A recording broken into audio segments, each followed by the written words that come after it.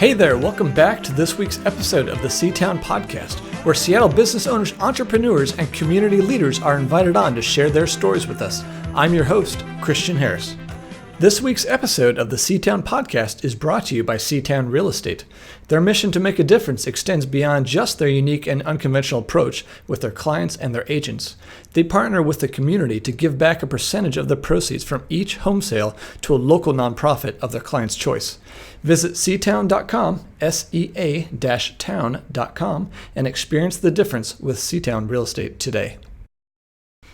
Welcome back to another episode of the C-Town Podcast. Today I'm joined by Ryan Reese, co-owner of Pike Place Fish Market. Thanks for joining me today, Ryan. I appreciate your time. Thanks for having me. Glad to be here. I know you work long hours and many days a week, so it's I appreciate you taking one of your mornings to spend it with us. Oh, this is fun. I'm glad to do it. Yeah. So I'm really curious to know kind of your backstory a little bit. Before you get into how you became co-owner of one of the most iconic fish markets in the country. Who's Ryan Reese? Sure. Well, I grew up here in Seattle. I grew up in Ballard. Seattle public school kid. And let's see. After I graduated college, I went back. I graduated with a business degree from Eastern Washington University and wasn't quite sure what I was going to do with that degree. So I went back and worked at the produce stand that I worked at growing up as a kid and through high school. And one of my customers there was this guy who dressed real nice and always drove a fancy car. And finally hit him up and said, hey, what do you do for a living, man? And he sold commercial real estate. Okay. And he, after some twisting of his arm, decided to take me under his wing and show me actually the commercial real estate world. Okay. And so that's where I started. And he had a little kind of boutique-y commercial real estate office up here in West Seattle. And so I took the plunge and I killed it. I killed it in real estate. It was kind of the golden age at that time. I was pre-recession. Pre-recession. It was 2001-ish, and I did really well. I really enjoyed it, and the cool part was I really learned deal making. Okay, sure. Yeah, how to sell and how to interact with people, and just the nuts and bolts of just kind of doing business. And I really fell in love with kind of working on my own. I've always been kind of entrepreneurial, but that really was a big catalyst for me. And so I did that for quite a while. And I moved to West Seattle. I bought a house in 2002 here in West Seattle. And of course, I've fallen in love with this neighborhood. I love West Seattle. Mm-hmm. I'll never leave here. But then things were really good, and they were so good I decided to open a little pizza restaurant in the Junction. So there I was, young kid, selling real estate, opening a pizza restaurant. Sure. And then it's very entrepreneurial. Then all heck broke loose with the Great Recession, and I found myself sitting in front of a bankruptcy judge one day. That's not fun. Not fun. Probably one of the most demoralizing moments of my life. Sitting in that courtroom in front of that judge, going, I failed. I'm a failure. And I really had my tail between my legs for a while. And I got to say that I learned a ton of life lessons. I like to say, I was just young and dumb, but I was a grown up. I was an adult, and I did make some poor decisions at that time with my money, and I just thought everything was going to be golden forever. Just kind of overextended. Overextended myself, yeah. Too much debt. Sure. As fast as those commission checks rolled in, they were spent, and all that kind of stuff. So I really had to kind of start over. I mean, completely start over. And that's how I actually ended up down at the fish market. Was I needed money. I needed to pay the bills. I needed to keep the mortgage paid and keep the lights on. And I wasn't afraid of hard work. So, the fish market was way out of my comfort zone at that time. I was, shirt and tie commercial real estate guy for 8 years. Yeah. Now you grew up in Ballard, which is, kind of a fishing community, Sure. or at least back in the day it was.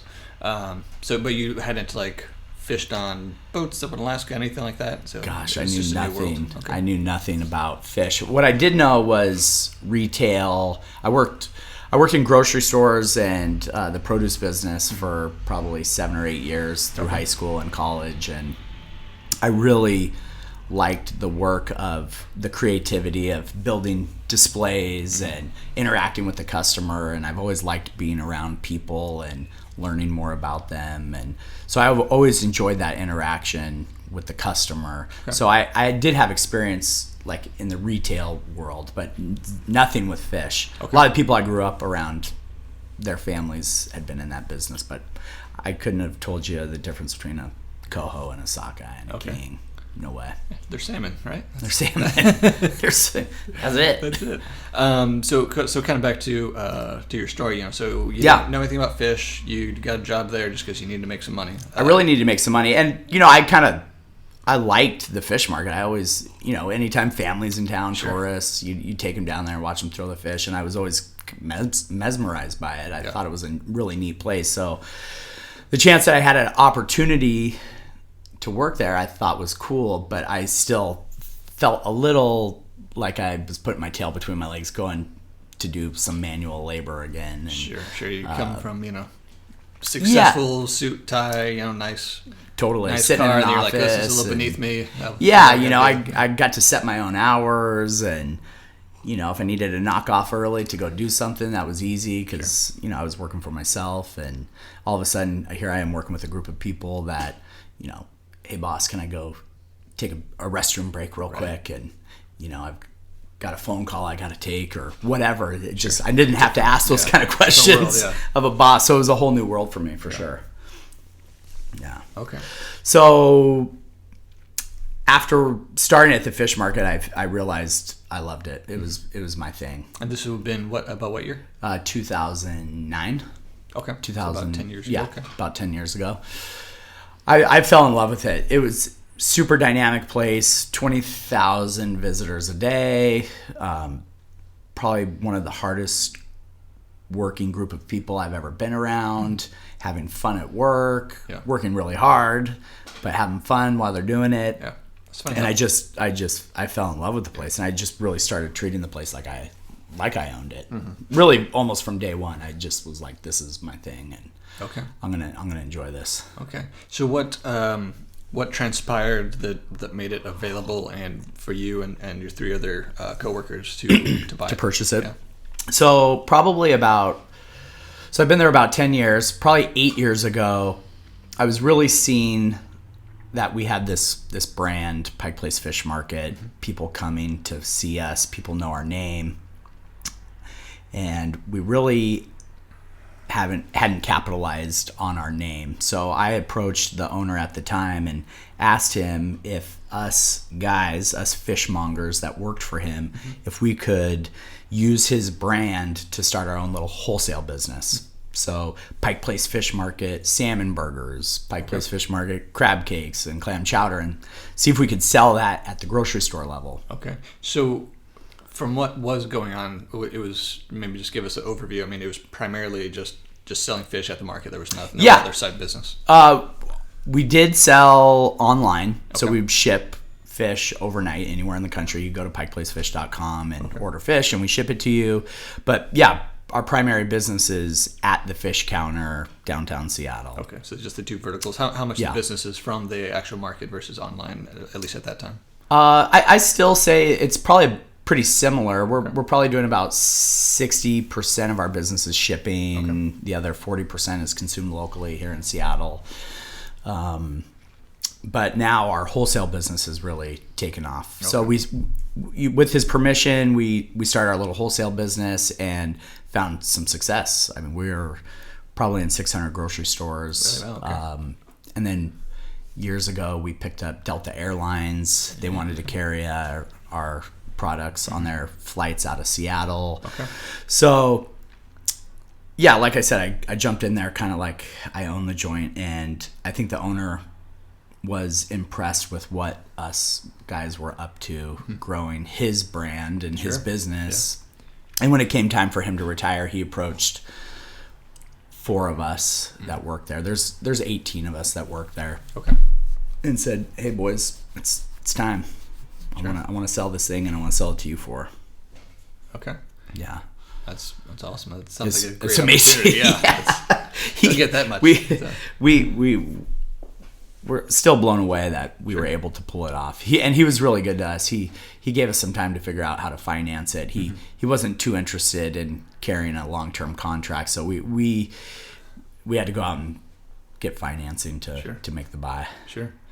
How do the? I mean, you've been working there a long time. I assume the turnover's not super high, so you probably work with the same guys for a long time. Yeah, it's not super high. I'd say our average guy's been there about 15 years. Oh, wow. I've got one of my partners has been there for about 35 years. And I think it's a testament to why that place is so successful. Mm-hmm. Our number one thing that we do there is we take care of our employees. Okay. So we offer 100% employer paid health insurance, 401k. We let guys take fish home to feed their families, and paid vacation, and it's really a good gig. Sure. And it comes back to the company in spades for sure. So you take care of these people, and they truly take care of you. And I hear so many small business owners that, especially in the retail business, that are say they're struggling keeping up with the current minimum wage, and really the minimum wage is a big thing for a lot of people around here. But I don't see that. You take care of your people, mm-hmm. and they'll hang out, and they'll take care of you. Sure. No, it's great. You guys have the ability to do that. I mean, I've tried to live that in life, but as a business owner, I think it's especially important. Starting a new business is really challenging because those margins are so narrow. You got to build the brand. You got to, Sure. Kind of speaking of that, I mean, going into the co-owning, of it, obviously the brand's there. You're kind of expanding some different verticals, the wholesaling and different income streams and whatnot. What has changed since you guys took ownership? Since you bought it, is the day-to-day is pretty much the same, but you're kind of expanding the creative. Yeah, so for the very first time ever, we actually hired a marketing person. Mm-hmm. So to help, we're advertising online. Okay. So we've always kind of had this arrogance that we don't need to advertise because there's so many cameras pointed at us. We're very thankful to the Seahawks and the Mariners and mm-hmm. everybody else that wants to come down and see us throwing the fish, and they show us, before the games and whatnot. So we get quite a bit of free exposure, but now with the way things are online and people shopping online, we really had to step up and say, hey, look, it's time to start buying some keywords on Google and Google searches and retargeting ads on Facebook and Instagram. So we've really dived in. We're really growing our social media presence and our online presence with some horsepower on the advertising, and it works. It's scary. Oh, and it's actually it's pretty scary how well that stuff works. You go to our website, and then you click on something, and then you log into your Facebook page later, and there's an ad from us, and it works. Sure. People click on it and buy it, and I didn't believe that people actually would buy something off of Facebook, but they do. Sure. No, and then all of a sudden I realized I do too. Right. Now you're staying in front of people who are already interested in, what you guys are selling. So those installing your Facebook pixel on your website, so then you can track them, when they get back on Facebook. And then you figure out how to use these lookalike audiences, and it just goes on and on and on. But it's pretty powerful stuff, and so those are some kind of new things that we're doing is diving into that world, and we're really working on also growing our website. So there's some big. What we do is kind of unique in the fish world. There's lots of people that ship fish to your front door. Mm-hmm. What pretty much everybody does is the fish is frozen, it's shipped to your house frozen, which is not necessarily a bad deal, but what we do is we ship fresh, never been frozen fish. On dry ice or gel packs. It arrives ice cold right on your front door. Then you have the chance to eat something fresh that's never been frozen. And if you live out on a farm in the middle of Iowa, that's just not possible. I don't really know who else who does what we do. Sure. And handling fresh fish is very difficult. So having seasoned fishmongers is a big deal. Learning how to properly care for that stuff and handle it. Sure. No, it's good to know. I mean, I don't know much about the fish industry, so I mean, knowing that you guys, don't freeze it. I mean, I know my wife's, a foodie and a chef, and so fresh is always better than, frozen. So sure. And then again, I'm not knocking frozen fish, but there are some people that are doing really good jobs with stuff that's frozen at sea. But if every hour in the seafood business really counts, so people will price shop us, and maybe we might be a little more expensive on something, but it really is a game of hours with seafood. So we move a lot of fish. Sure. We think we're the busiest retail fish market in the country. I wouldn't doubt it. I mean, you got a brand that people know and it's famous, and people come here. So one of the first things they want to do is go down to the fish market. Yeah. Pike Place. I mean, I think it's really, really smart that you guys kind of see that you need to kind of get in front of a new audience, and not just kind of rest on your laurels on the the reputation that's already preceded you. Because I mean, you've seen big companies do that a lot. They're like, oh, we don't have to do this. We already have a name and a branding, and then they eventually fade away into irrelevance because they haven't done any new marketing or new branding or getting the message out there. So I think one thing too that we do, and we totally realize that, like, we have to just keep charging forward, and then we also have to remember we really focus on like a bunch of a handful of basic things that we believe that keep us successful, and just some really simple stuff for us. And one way that we remind ourselves of these things is that every morning as a team, we huddle up before we start our workday. At the end of the workday, we huddle up as a team to see if we achieved our goals for the day. And then every other Thursday night, we have a company dinner. Nice. We feed the whole team.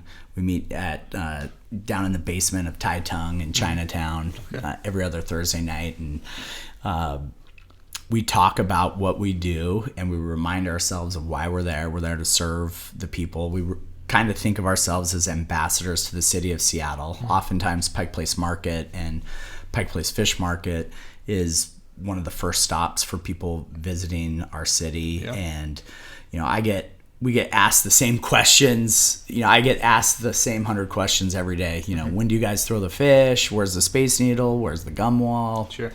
Where's the bathroom? Yeah. And we're really good at just treating people like it's the first time they've ever been there, because it is, and pretend like I've never heard that question before, and treat somebody like they're just a person, that wants to talk to us. So, really big. Those company dinners are super important in our morning and evening huddles to just keep us focused on the task at hand. Yeah, I love that. You like checking in. Did we meet our goals? Reminder of the culture and what you're trying to do. I like that. It's very important. So maybe tell us a little bit more about the backstory of the fish market. I mean, the guy that you bought it from, was he the original owner and founder? No, he actually bought it from his boss. He bought it. John Yokoyama is who we bought it from, and he purchased the fish market in 1965. From a gentleman, Constantine, a Greek fellow. The Pike Place Market, it was a huge Greek community down there that operated down there at the market, and John Yokoyama worked for him, and in 1965 bought it from him. And at that time, it was a half fish market, half produce. So they operated fish and produce, and then sometime in the late 60s, Johnny converted the whole place to a fish market. Okay. Yeah, and he was throwing fish down there since the late 60s, and it was never like this big deal that it is now. Yeah. Customer walks up, wanted something, and he kind of tossed the fish over the counter so that he didn't have to walk around the counter to put it on the scale. You just toss it to the guy behind the counter. Okay. And yeah, it just wasn't a huge deal. It really was like the 1980s where all of a sudden this whole fish throwing thing kind of caught on and caught some steam, and we got some publicity with it, and then it just kind of took a life of its own. Interesting. So, I mean, is there like definitive moments that kind of created that? I mean, yeah, I think it was the sometime in the mid 80s, I believe, the Goodwill games came to Seattle, and so the like media from all around the world, all these different countries had come to Seattle to film the Goodwill games, and several of them set up to get some like B-roll film down at Pike Place Market and kind of showcase the city, and the flying fish kept kind of showing up in the background of a lot of this footage, and it got picked up by People magazine, I think, and we ended up doing like a Fun Jobs in America segment with People magazine, and then Oprah caught wind of it and brought a couple of she brought some fishmongers on to another like kind of Fun Jobs in America kind of segment on her show, and after that it was just like everybody wanted to come down and see the fish go flying.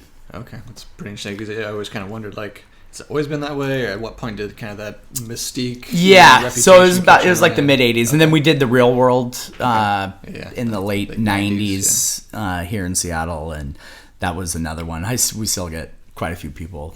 Man, I remember the Real World. That's pretty funny. Yeah, so people our age. Yeah, people our age. Yeah, exactly.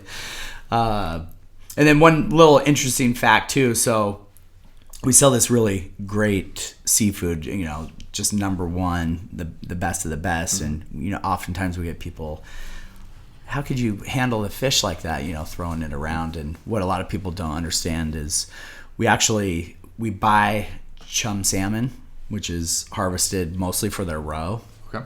And those chum salmon are the ones that we toss back and forth for fun to kind of like please the crowd. It's not the Chinook. Yeah, and then we freeze those fish, and then we donate them to the Woodland Park Zoo. And once a year we go feed the grizzlies, and they let us throw the fish to the bears, and it's kind of a fun deal with the Woodland Park Zoo that we do. So nothing goes to waste. Somebody walks down, wants to buy a nice big king salmon, that fish gets thrown one time, handled very nicely. Yeah.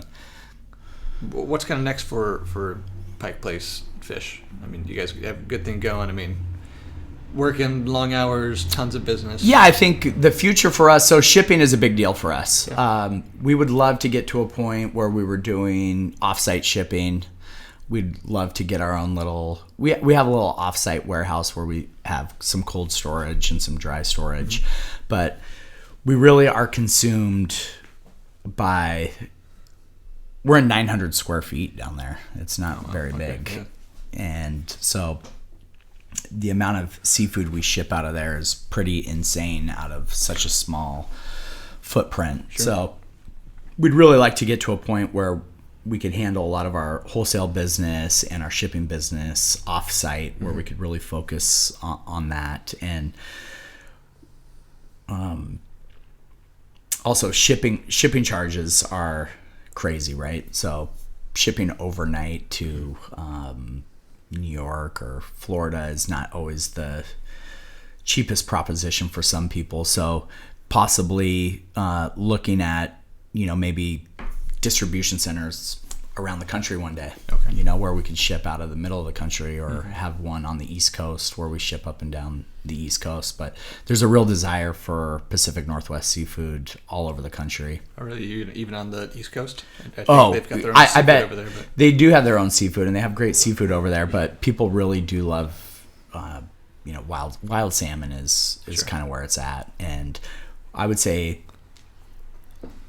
most of the stuff we ship is going to the East Coast. Okay. Because they just can't get it there. Okay. You see a lot of farm raised salmon over there, and lots of other stuff. But I think like the landlocked, the Midwest or something. But it's interesting that it goes to the East Coast. Yeah. A lot of it's going to the East Coast. Okay. So, kind of, thinking back on your story a little bit about kind of your journey and where you are now. Obviously, successful businessman, raising a family here in West Seattle, kind of living the dream. But you've had some hard patches, you know. Oh. I always say, you know, Brutal. any seasoned entrepreneur has at least one, if not many, failures in their life that, you know, teaches Sure. them, and they learn from that. And, you know, a real entrepreneur keeps going, you know. He Yeah. figures it out, and, you know, maybe depressed for a little while, Yeah. you know, figuring out life. And but what do you see your big takeaway was, your big lessons learned from kind of that initial, you know, failed business, that pizza business here in Sure. West Seattle? Managing your finances, that was really the big deal. Just watching every single dollar. That's one thing we do at the fish market really well. We're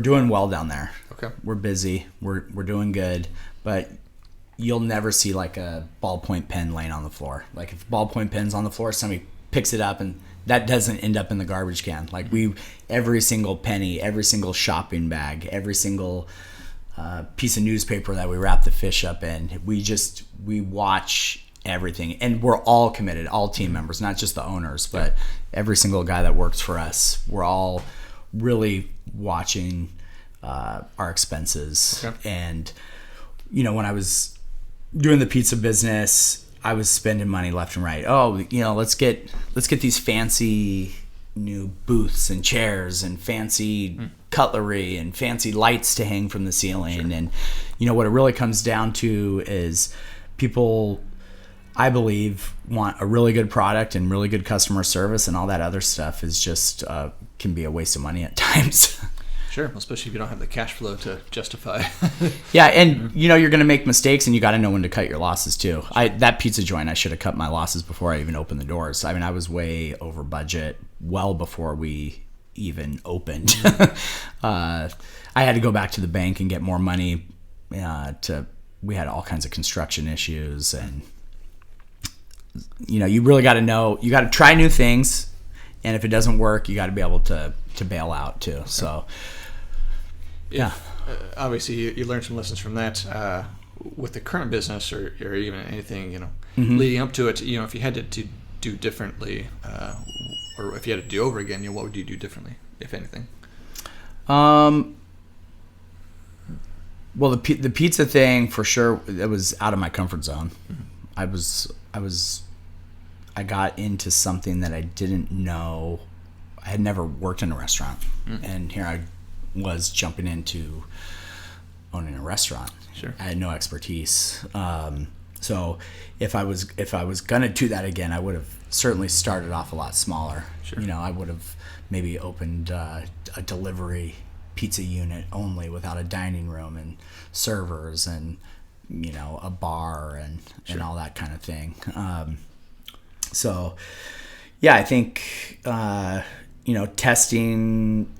You know, when we develop new products now at the fish market, we have people sample them, and you know, we try it out with maybe a small grocer instead of, you know, running, you know, 10,000 cases of something that we haven't tested before. Okay. So it's a lot more little incremental steps, and testing it and refining it, and then launching it, I suppose. So you do some trial runs as opposed to just jumping in feet first. Yeah. I learned that we're developing our crab cakes for the fish market, and we're trying to get up to scale and sell our crab cakes at the grocery store level. And Dungeness crab meat is like super. You can't run it through a machine, we found out. Okay. So what we were trying to do is mass produce, because you want like big chunks in your crab cakes, right? And the machine just breaks it down too much?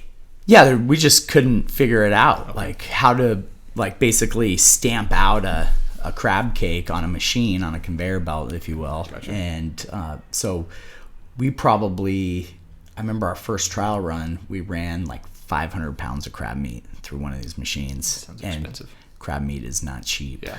And it was a big failure. And we were like, whoa, that didn't work. So, you know, just learning, like, yeah, that was an expensive mistake. Yeah. But turns out handmade crab cakes is the way to go. So that's, you know, you can actually go to, you know, some local grocery stores around town and find our crab cakes, and they're all they're all handmade. Okay. That's the way to do it. Yeah. Sometimes some things you can't the automate. old-fashioned way. Yeah. So obviously you're comfortable with change and pushing the envelope and trying new things. In your experience, where do you find kind of that balance of, being careless versus measured, I guess, in trying new things? Because it seems like people, personality-wise, tend to be super risk averse or too risky.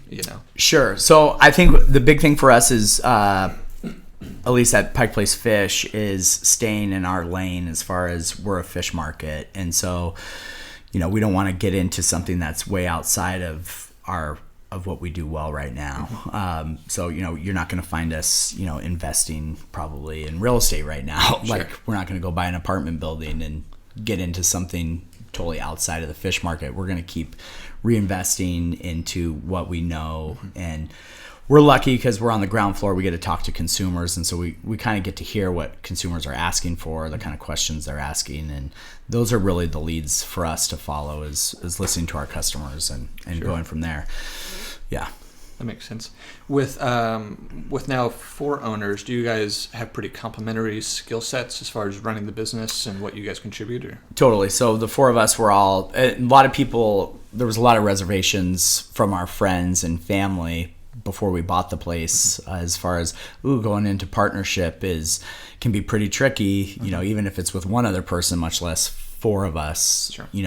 Co-owning it. We're all 4 equal owners in the business. A lot of people had some concerns about that, but we really had pretty well defined roles. We were, all 4 of us were managers there, and I kind of like to think of myself as the business guy, and Sam's kind of the captain of the team. He's been there the longest, and kind of our general manager and kind of day-to-day operations of buying fish and just making sure the fish market's running. And then Anders and Jason are really good at with our social media, and we sell a lot of merchandise too, hats and t-shirts and sweatshirts. And this nice hat you're wearing right now. Yeah. Thank you. Representing. Yeah. So we just each kind of have our roles pretty well defined. And then one thing that's really important for the 4 of us too is every Wednesday the 4 of us all get together and have our little owners meeting and keep the lines of communication open, make sure we're all on the same page. Sure. And it's all communication, and the integrity of it, keeping our word of what we're we're going to do. Just all 4 of us holding ourselves accountable to Sure. Well, I mean, what's going on. You've got me sold on it. Are you guys hiring? I mean, I don't know anything about fish, but you sure you want to work 12, 13-hour days down there? Maybe not. I came from the trades, and I don't necessarily miss that. Yeah. It's fun, man. I've gotten the people we get to meet down there too is really neat. All the sports celebrities and Sure. singers and people that come into town, want to come down and catch a fish. So it's a fun place to be. Sure, that would be. Kind of getting away from business stuff a little bit, more to like the local stuff. You've lived in West Seattle. How long now? About 18 years? Yeah, about 18 years. Okay. I live in West Seattle. What's your favorite thing about West Seattle? The Junction. I love the Junction, man. Yeah, I live a couple blocks away, so I can walk up there, and I've really, over the years, have gotten to make a lot of relationships with a lot of the small business owners up in the Junction. There's nothing that feels better to me than being a part of a community and knowing people as you walk down the street. Right. And, Are you? I mean, your wife's kind of a known entity, around Yeah. West Seattle. Do most of you guys have mutual friends, or like you bump into people that like? That's you don't funny. know who they are, but they totally know your wife. Now, Megan and I have been married for just about 10 years, and so all of our friends are kind of commingled now. Okay. But we both lived in West Seattle before we met each other, and we both hung out at like all the same places, but we had never bumped into each other and had ever met each other. That's hilarious. Before we finally met. Yeah. So. Yeah, it was bizarre. And then when we first started dating, we'd be driving down the street and I'd see her walking down the sidewalk, and I'd be driving over here, and I'd pass her in her car, and it was like all of a sudden we saw each other everywhere we went. Yeah. But for almost 10 years, we'd never met each other, so it was kind of funny. That's pretty funny. Yeah. Now, I usually ask this question of my guests, but I'm wondering if your answer would be a little different, just since you work at one of the biggest, tourist hotspots in Seattle. Mm-hmm. Okay, let's imagine you got friends in from out of town. They've never been to Seattle. Where do you take them? What do they want to see, and where do you guide them? I try to do some kind of unique things. I mean, I'm always proud of the fish market, so we always pop down. Sure. Down to Pike Place Market, and we'll do the dime. So you don't steer them away, even though they want to see it because you own it. Right. Yeah. I try not to every single request. Like, I'll have friends like, oh, my mother-in-law from Florida's coming in on Saturday, and might be a day off for me, and I sometimes will try to avoid those tours at times. Sure.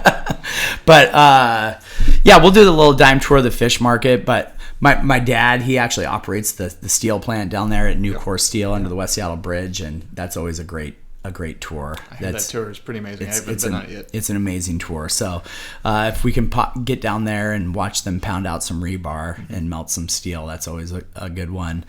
Okay. I grew up in Ballard, so I'm always still amazed by the locks, the engineering marvel of the locks. Yeah. So I think that's always just a fun little deal to go check out. But one of my favorite things is just being here in West Seattle. Most people that come to Seattle to visit, is a downtown Seattle experience. Sure. And I think what a lot of people are looking for is a unique visit when they go to a new city. And so seeing downtown is great, but really getting out into the neighborhoods, and there's nothing better than going up to Husky Deli and running into Jack Miller and chatting with him, and running into some of the other local restaurants and chatting with the staff and the owners, and places where you hang out, and things, just showing people things that you do in your own town. Sure. So I love that. I mean, it's exactly why I started this podcast. Is like, be able to tell the stories behind all the places I love going. Yeah. Be a real tour guide. Yeah. That's great. So as we kind of wrap this up, the last little round of questions here would just be lightning round. Quick questions, quick answers. Okay. In the past, what was holding you back from becoming the entrepreneur you are today? For a while, it was fear. Yeah. After that bankruptcy, I was just had thrown in the towel for a little bit. Just I'm going to go work and just earn a paycheck, but that went away really quick. Sure. So once I got my finances back in order and dust myself off, I was ready. Okay. But that bankruptcy took some. It's a tough deal, man. It's not a fun thing. A good learning lesson. Yeah. No, not a fun lesson learned, I'm sure. Yeah. What's the best advice you've ever received? Best advice. If you wanna find an easy way to do a job, hire a lazy person to do it. Nice, I like that. What's a personal habit that you say contributes to your success? I've got a cork board. Okay. So I'm really not. I like to think of myself as technically savvy, but I have a cork board with little pieces of paper. Very analog. I love it. Yeah, the cork board with some paper and some pens, and I pin up on the cork board everything I need to do. Everything that's going on. It's got a date on it, when to do it by, and what's going on. And as I do it, boom, they come off the cork board, and everything kind of moves over to the next slot. And it's just you're always staring at it. So I really like the visual part of that. I like it. So it's like an analog Trello. Sure. Yes. Love it. It's probably a little easier to not get lost in the technology just doing it that way. So yeah. Do you have you've kind of told us that analog, life hack you have. Do you have any specific technology that you'd say has changed your life or you use regularly? In addition to my cork board, the Google Calendar. Mm-hmm. Yeah, the shared calendar with my wife. It's essential. It's essential. And I did succumb to the iWatch or Apple Watch, whatever it is, which is really nice because at the fish market we have this kind of, we don't ever want any of us, whether owners, fishmongers to ever have our cell phones out in front of customers. We think it's a really bad look to have people with their heads in their phones. So the watch is nice because I have so many different things going on that it kind of buzzes me, and I got a conference call, or I got something I got to do. So I don't have to have my phone out, but I get the little glance and see if you're missing anything. Get the little notification. So yeah. Do you listen to podcasts? I do, not as much as I'd like to, but I do. NPR does the How I Built This one, and I could listen to that stuff all day long. That's your favorite? Okay. That's my go-to. Okay, nice. How about favorite movie? Ooh. Favorite movie? Probably Vacation, the original Vacation. Okay. National Lampoon's National Lampoon. Yeah. It's a pretty classic. Wally World. Wally World, yeah. I love that movie. Yeah. And if you could recommend just one book to our listeners, what would it be? Ooh, fun book, The Professor and the Madman. It's a book about the writing of the Oxford English Dictionary. And I knew nothing about the Oxford English Dictionary, but basically that book cites the very first time the word was written. Which word? Dictionary? The dictionary word? No, whatever word is... Every single word in the Oxford English Dictionary, they cite the very first time it was written. Wow. And so it was the story of how they found where it was and written. It's not dry? It's great. It sounds like it could be very dry. It sounds horrible. It's actually really compelling book. Okay. I might have to add that to my review. Yeah. Okay. The Professor and the Madman. Yeah, it's good. Okay, great. Well, Ryan, I appreciate your time today. I've been wanting to hear kind of the backstory of Pike Place Fish Market for a while and have you on here. So I'm glad we finally able to do that. Silly question. I'm sure you drive everyone to your website, but if people want to order some fish, find out more about the backstory of the fish market, where do they go? Go to pikeplacefish.com. If we also offer local delivery right to your front door through a partner called mercado.com. So you can find us for local deliveries at mercado.com, but certainly pikeplacefish.com. Okay, excellent. Well, I appreciate your time. I found it very, very interesting. So great. Yeah. Cool. Thanks for having me, Christian. Yep. Yeah. That wraps up this week's episode. Make sure to check out our guest website, pay them a visit, and help spread the word about what they are doing.